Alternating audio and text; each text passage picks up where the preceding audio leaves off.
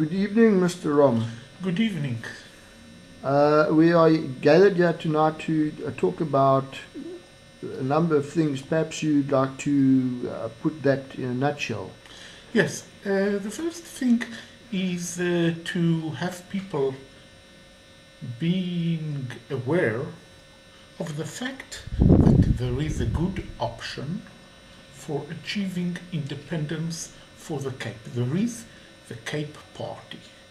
And I think that for the sake of these elections, in order to succeed, the Freedom Front Plus and the Inkatha Freedom Party should join, at least in the Cape, at least in the Cape Peninsula, they should join the Cape Independent Party. The Cape Party, in order to make people aware of the possibility and of the chances to have freedom for the Cape, and then to achieve justice, then to achieve real truth, real reconciliation in South Africa by making people aware, friends and foes aware of the fact that that can happen if there is no justice, if there are double standards in granting one person parole and not the other one, if people who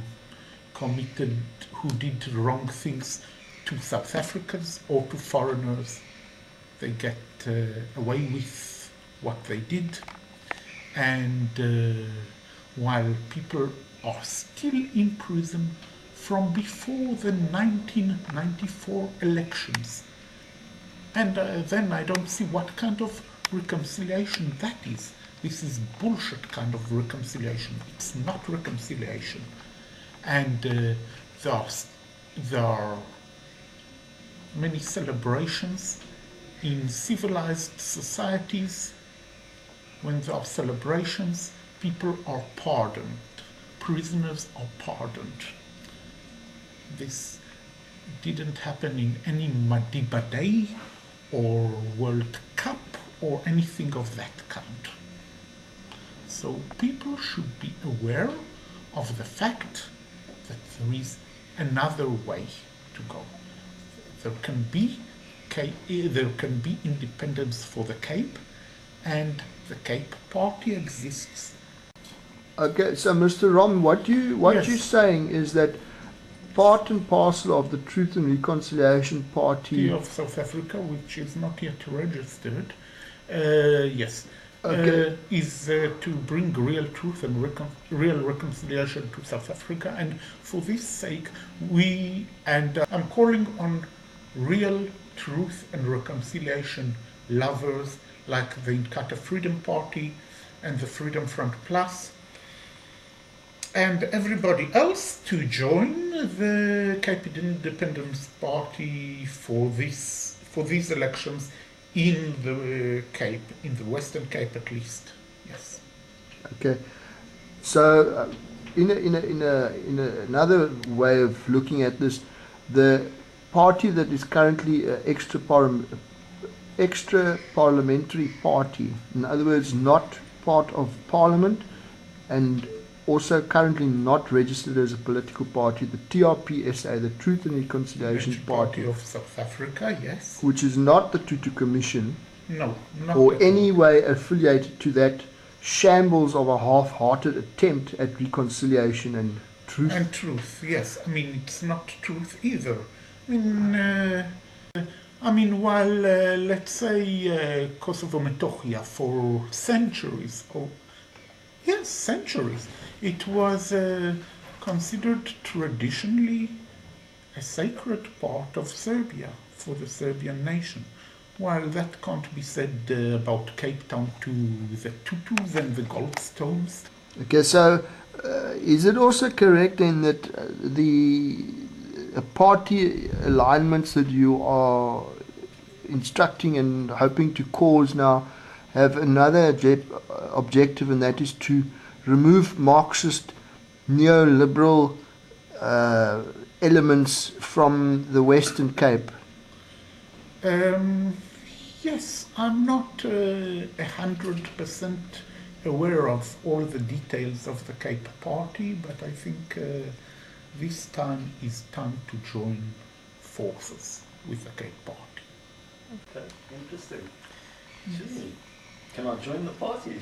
The Truth and Reconciliation. As long as you're not a Marxist. Yeah.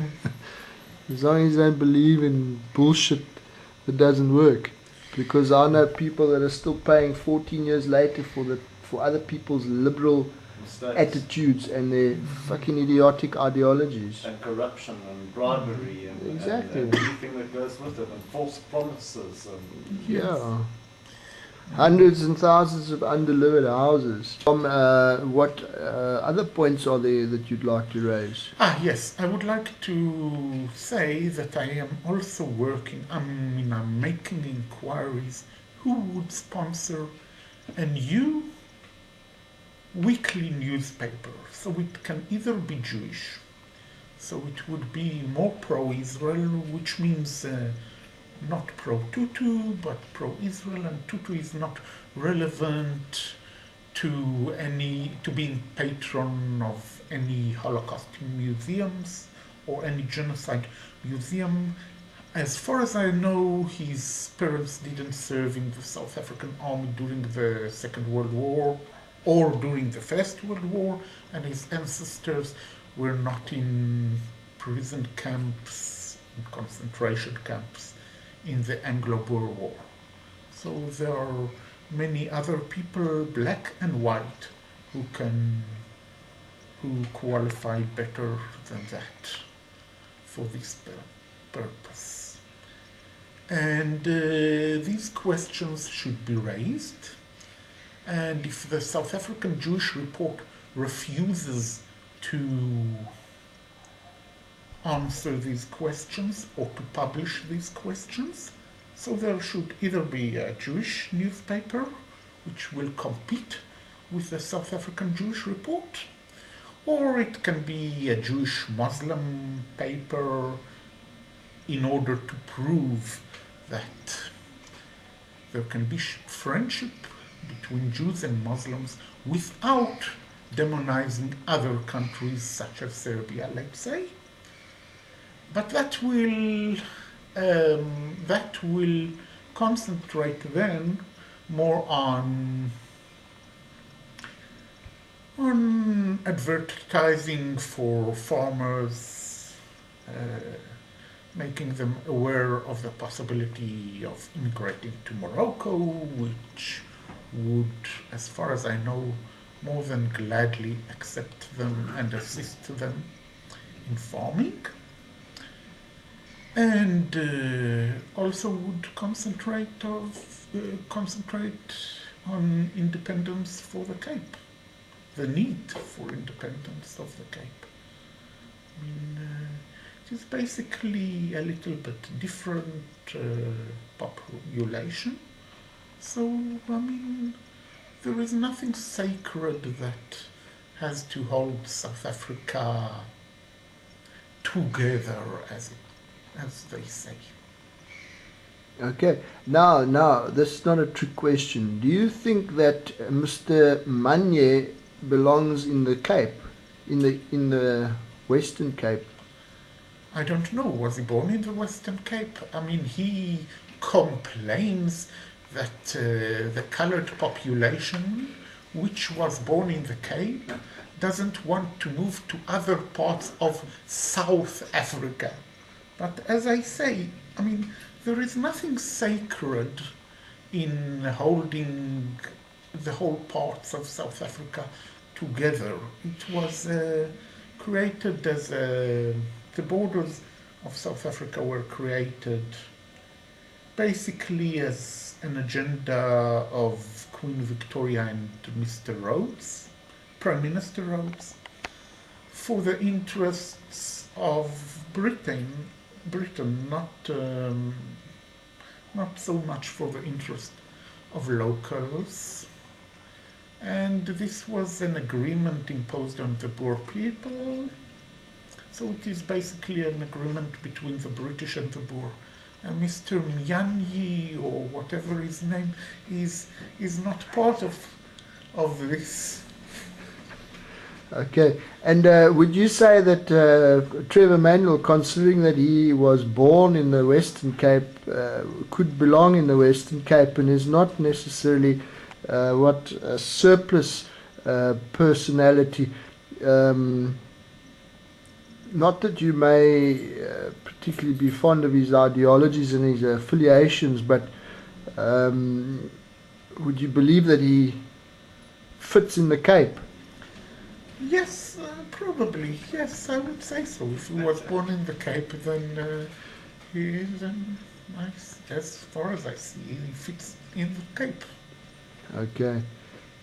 And do you think there's anything wrong with him putting Mr. Manya in his place and informing him that he is indeed a racist? Well, Mr. Myanyi is indeed a racist, as I see it, and yes, if that is what Mr. Manuel says, then yes, that's true. Okay. And would you like to comment a little bit on South Africa as a nation and the nations within South Africa and the legitimacy of South Africa as a nation? Perhaps you could also just say something about what you think about the Rainbow Nation, if there is such a thing, and or if it's just a figment of some idiot's logic. Well, the Rainbow Nation, I think it is an expression invented by Mr. Tutu. So that tells you everything.